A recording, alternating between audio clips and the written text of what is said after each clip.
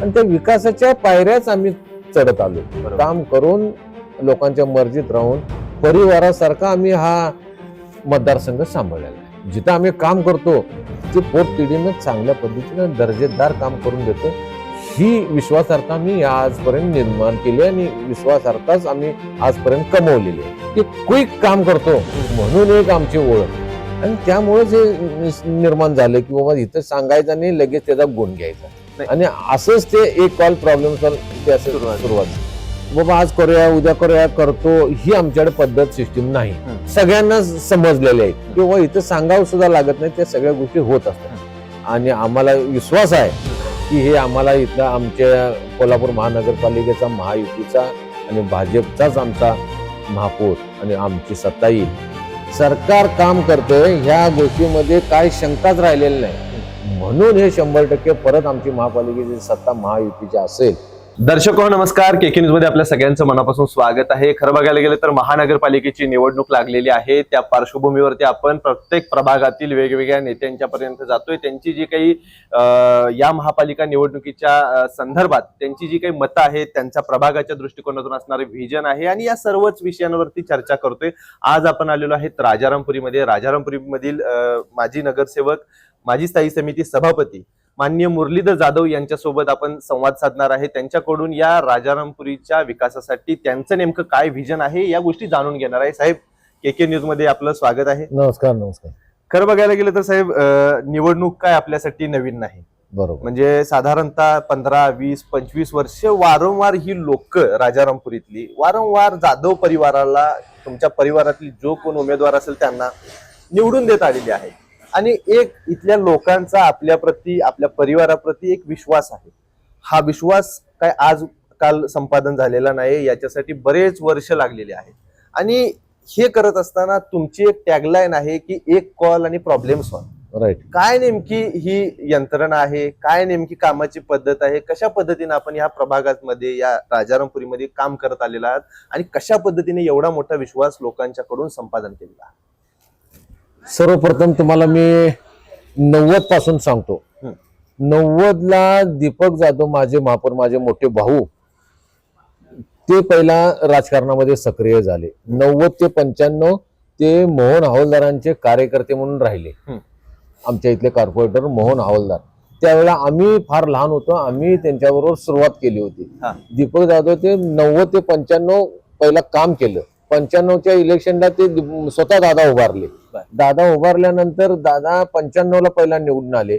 95 ते 2000 ते 2005 हे दीपक जाधव आमचे भाऊ मोठे ते निवडून आले. तिथं ते 2002 मध्ये महापौरही झाले.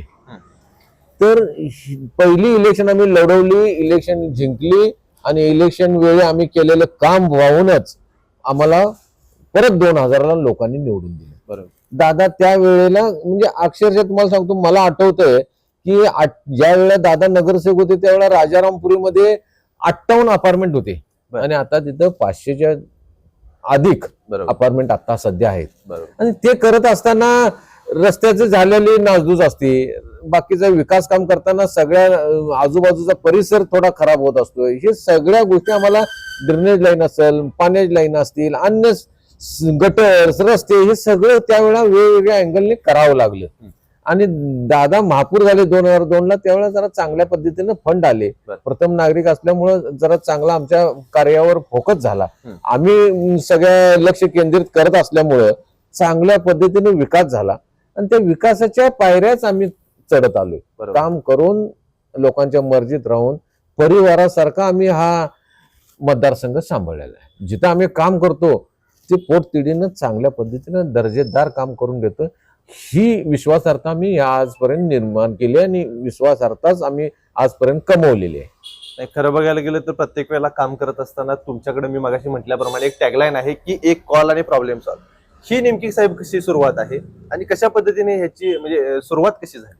सुरुवात कशी झाली हे तुम्हाला थोडक्यात सांगतो की आम्ही एखाद्या माणसानं, आम्हाला नागरिकांनी फोन केला की ते पटकन त्वरित काम करतो आम्ही. म्हणजे आज एक फोन केलाय म्हणजे सर्वच शब्द आणि शब्द आम्ही माणसाचे झेलतो. तर तुम्ही मला सांगितलं की बाबा हे बाबा आज गटर काढणे आहे, गटर नवीन करणे आहे किंवा इथं बाबा रस्ता करणे आहे, हे त्याचं त्या दिवसापासून पाठपुरावा चालू करतो. त्या क्षणापासून किरकोळ काम असलं तर लगेच चालूच करतो. बाबा जिथं जावा, माणसं लावा, करा, सगळं तिथल्या तिथं लोकांच्या तिथं काहीतरी लग्न कार्य असते, घरगुती कार्यक्रम असतात, काही असते तिथं लोक काम करत असतात. हे क्विक काम करतो म्हणून एक आमची ओळख आहे. आणि त्यामुळेच हे निर्माण झालं की बाबा इथं सांगायचं आणि लगेच त्याचा गुण घ्यायचा. आणि असंच ते एक कॉल प्रॉब्लेम सॉल्व्ह ते असं सुरुवात झाली. खरं बघायला गेलं तर साहेब, निवडून आल्यावरती निवडून येण्याच्या अगोदर आपण बरीच आश्वासन दिलेली असतात लोकांना की मी हे करेन, मी तशा पद्धतीने करेन, मी हा माझा अजेंडा आहे, माझं हे विजन आहे, आपण पहिल्यांदा सांगत असतो. पण सातत्य त्यामध्ये ठेवणं ही खरं म्हणजे खूप मोठी गोष्ट असते. नाही पॉलिटिकल क्षेत्र म्हणजे या राजकीय क्षेत्रामध्ये काम करत असताना बऱ्याच वेळेला हे सातत्य राहत नाही. निवडून आल्यानंतर एक अहमभावामध्ये व्यक्ती जातो, पण तुमच्याकडं तुमच्या परिवाराकडे त्याचा तीळ मात्र देखील म्हणजे बघायला मिळत नाही. कुणाचा फोन आला, गटर साहेब हे करायचं आहे, आमच्या इथे हे झालंय, तुम्ही लगेच तिथं त्वरित जाऊन त्याची पाहणी करताय, सांगताय. मग हे सातत्य साहेब कशा पद्धतीने जपताय? साहेब, आम्ही एक दिशेनं त्याच्यावर फोकस करून ठेवलेला आहे की नागरिकांच्या आलेलं ते तुरंत काम करणे हे आमचा मानस आहे. आणि आम्ही आमचा स्वभाव बदललेला नाही. बाबा आज करूया, उद्या करूया, करतो, ही आमच्याकडे पद्धत सिस्टीम नाही. बाबा एखाद्याने काम सांगितलं, तुम्हीच मला कुठलं तर काम सांगितलं की ते करणे हे आमचा फोकस राहतो.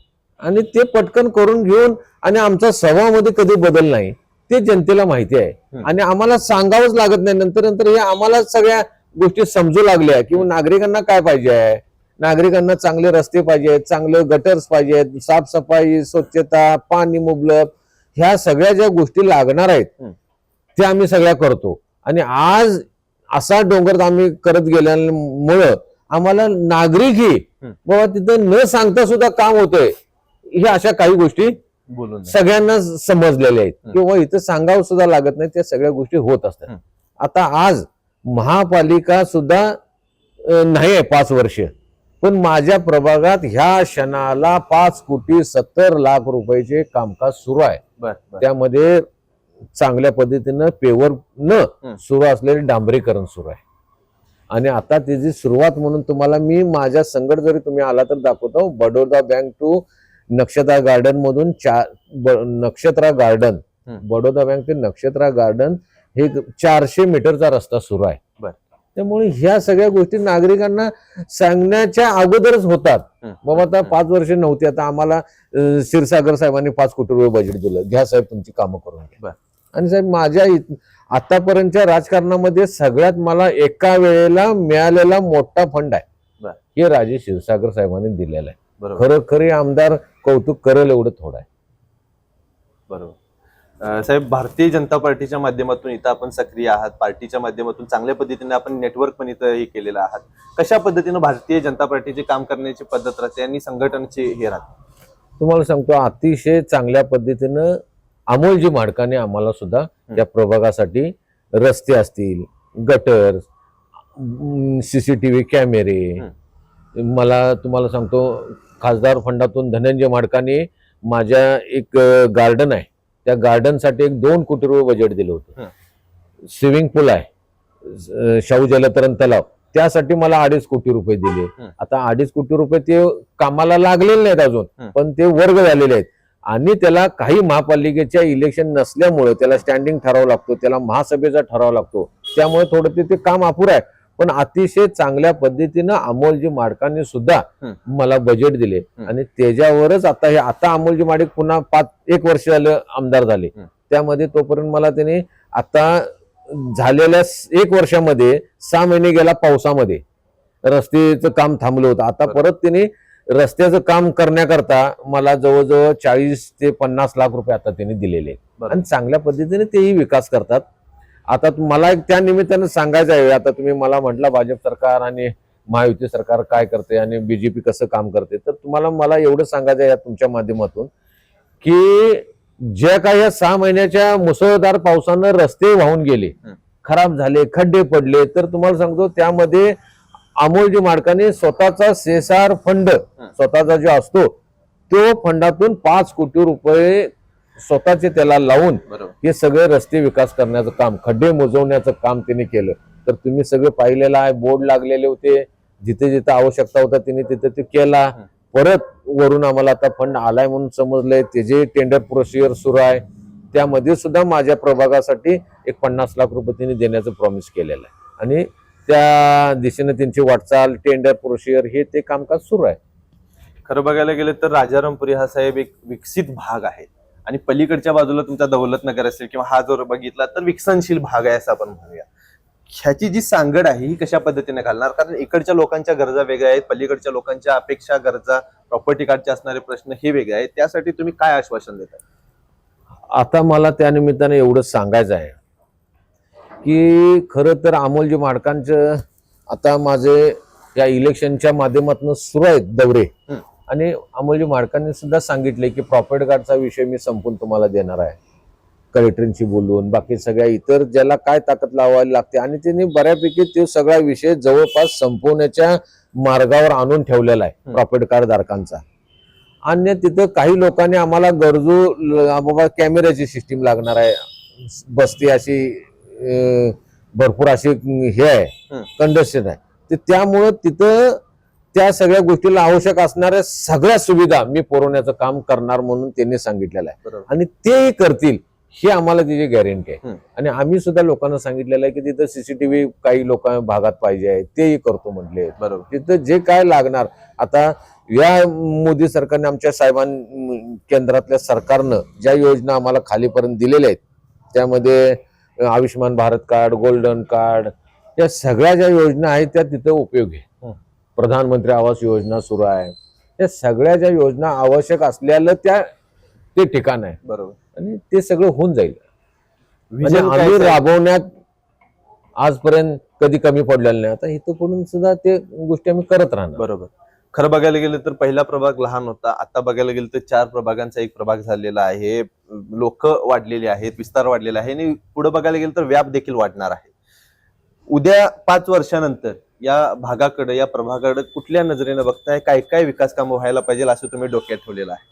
मी तुम्हाला भाजप सरकार काय करणार हे सांगायचं राहून गेलो. खरं आमच्या ह्या सगळ्या सुशिक्षित मतदारसंघांनी जो आता जो आहे माझा मतदारसंघ, अगदी त्या मतदारसंघामध्ये हॉस्टेल्स, जेंट्स हॉस्टेल 2000 लोकांचं, गव्हर्नमेंट कॉलेज, इंजिनिअरिंग कॉलेज, या इंजिनिअरिंग कॉलेजमध्ये इंजिनिअरिंग कॉलेजसाठी सुद्धा जवळजवळ 2000 कोटी ह्या सगळ्या आजूबाजूच्या परिसरासाठी त्यांनी आणलेले आहेत. त्याच्यामध्ये इंजिनिअरिंग कॉलेज आहे, तिथं 6 हॉस्टेल त्यांनी बांधलेले आहेत.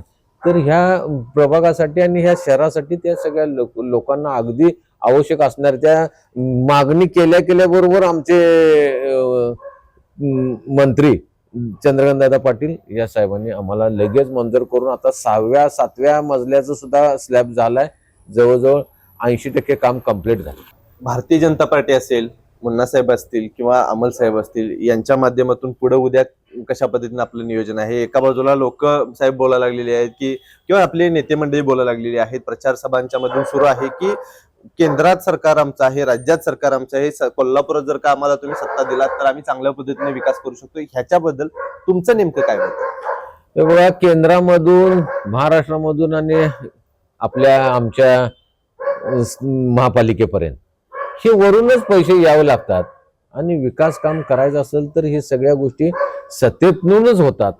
आणि म्हणून ही जनता सुद्धा कने आम्हाला चांगल्या पद्धतीने मदत करते आणि आम्हाला विश्वास आहे की हे आम्हाला इथं आमच्या कोल्हापूर महानगरपालिकेचा, महायुतीचा आणि भाजपचाच आमचा महापौर आणि आमची सत्ता येईल. ही ह्यातून मला तर 100 नव्हे 1000% हे आमचाच महापौर होईल, महायुतीचा आणि भाजपचा.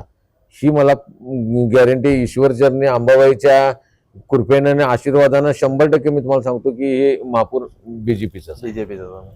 निश्चितपणे साहेब, माझा शेवटचा एक प्रश्न आहे. उद्याच्या ह्या निवडणूक 15 तारखेला आता निवडणूक होईल, 16 तारखेला त्याचा निकाल लागेल. उद्याच्या ह्या निवडणुकीमध्ये लोकांनी कोणत्या दृष्टीनं मतदान करायला पाहिजे, कोणत्या म्हणजे गोष्टीचा विचार करून मतदान करायला पाहिजे, काय सांगाल? लोकांना आव्हान काय करा? महायुतीचं सरकार कसं काम करतंय हे पूर्ण जनतेला माहिती आहे. आणि आज तुम्ही बघत आलाय की महायुतीचं कसं सरकार आणि कशी मेजॉरिटी आणि कसं सगळ्या सिक्वेन्स लागा लागलेत. आज केंद्रामध्ये लागलेत, महाराष्ट्रामध्ये लागलेत आणि आता लोकल महापालिकेला लागले. बरोबर. का तर हे सगळ्या गोष्टी काम करते, सरकार काम करतंय, ह्या गोष्टीमध्ये काय शंकाच राहिलेली नाही. म्हणून हे 100% परत आमची महापालिकेची सत्ता महायुतीची असेल असं ह्या निमित्ताने मी तुमच्या माध्यमातून सांगतो. निश्चितपणे साहेब, खरं बघायला गेलं तर आपण विविध लोकांच्या पर्यंत जाऊन त्यांच्या प्रभागातील आढावा घेतोय आणि त्यासोबतच बघायला गेलं तर नेते मंडळी जे आहेत, इच्छुक उमेदवार जे आहेत, त्यांचे देखील मतं केके न्यूज चॅनलच्या माध्यमातून जाणून घेतोय. काही प्रभागात आपल्याला असं जाणवतंय की वारंवार त्याच लोकांना लोक परत परत निवडून देतात. ह्याच्या मागचं काही वैशिष्ट्य म्हणायला गेलं तर त्यांचं काम म्हणावं लागेल. कायम 24/7 अवेलेबल राहणं, लोकांच्यासाठी छोटे मोठे लोकांचे जे प्रश्न आहेत ते सोडवणं आणि त्या प्रत्येक प्रश्नाला उत्तरदायी राहणं आणि सभागृहामध्ये सुद्धा चांगल्या पद्धतीनं कामकाज पाहणं, अशा पद्धतीची ख्याती असलेलं, अशा पद्धतीचं नाव असलेलं हे नेतृत्व म्हणजे मुरलीधर जाधव साहेब. आणि खूप चांगल्या पद्धतीने यांनी या भागामध्ये काम केलेलं आहे. इथं कायापालट करण्याचं जे काम आहे हे जाधव कुटुंबानं केलेलं आहे. तर आज आपण केके न्यूज चॅनलच्या माध्यमातून त्यांच्यासोबत संवाद साधला.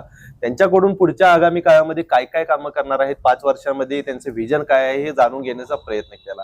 तर चॅनलच्या माध्यमातून आपण विविध लोकांच्या, नेत्यांच्या आणि सर्व उमेदवारांच्या गाठीभेटी घेऊन त्यांची जी काही मतं आहेत ती जाणून घेतोय. तुर्तास तरी या व्हिडिओसह मी इथं थांबतो. तुम्हाला हा व्हिडिओ कशा पद्धतीने वाटला आम्हाला कमेंट करून जरूर कळवा. केके न्यूज चॅनलसाठी कॅमेरामॅन सचिन वारेकर यांच्यासह मी अभिजित. धन्यवाद.